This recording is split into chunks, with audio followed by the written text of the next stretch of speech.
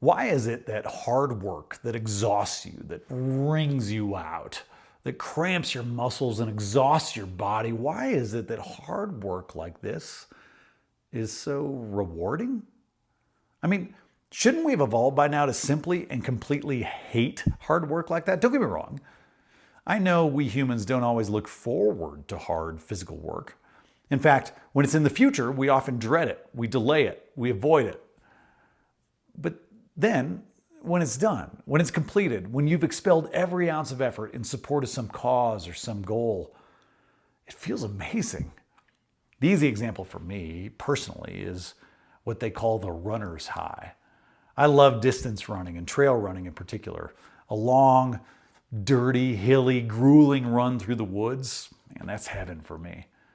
Well, let's be clear.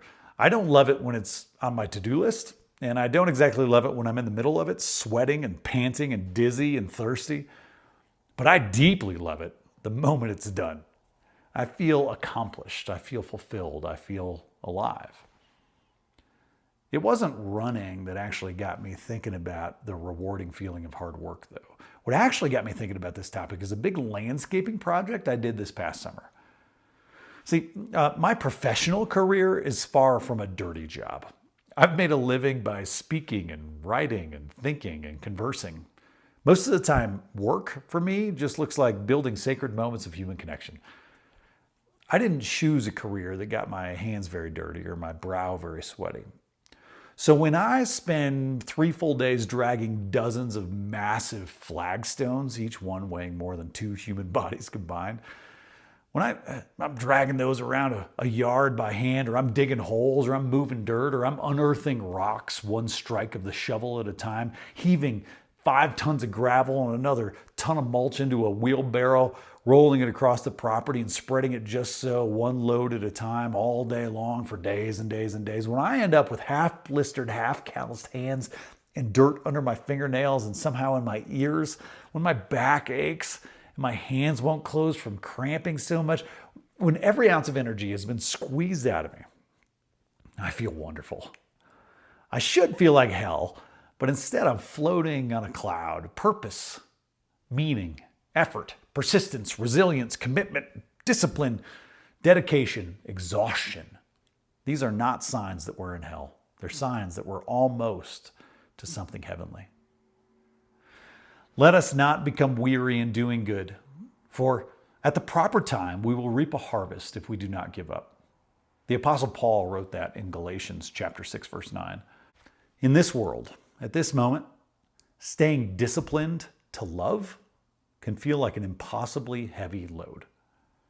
Resisting the weariness of your heart as you toil to do good, as you work to create moments of sacred human connection despite all the anger and outrage and festering hate all around you, it can feel like being forced to drag a giant sharp stone impossibly far, or being forced to run for miles and miles straight uphill on loose rock while the wind is howling and hard rain pelts your cheeks.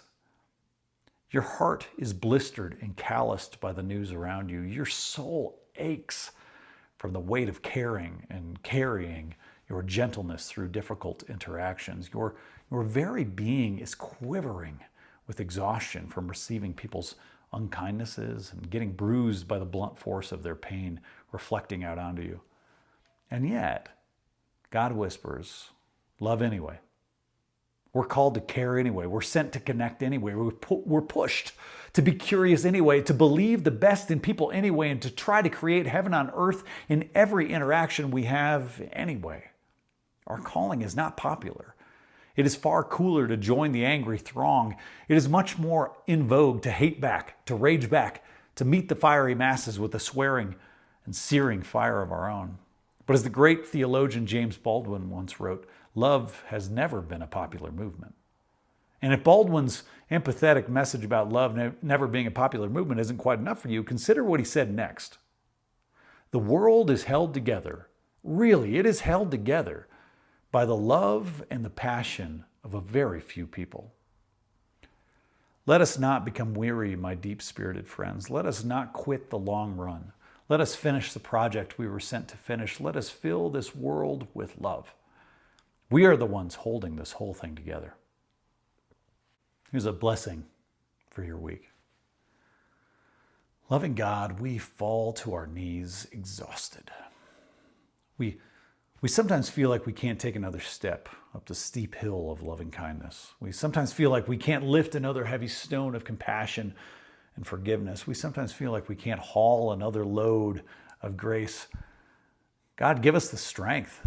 Help us to not be weary. Give us the wind at our back and the strength we need in our hearts to hold this world together in love. Amen.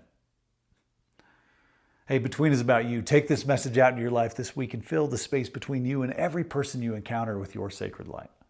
My favorite church is the space between people. Now go with God's love and create the church between.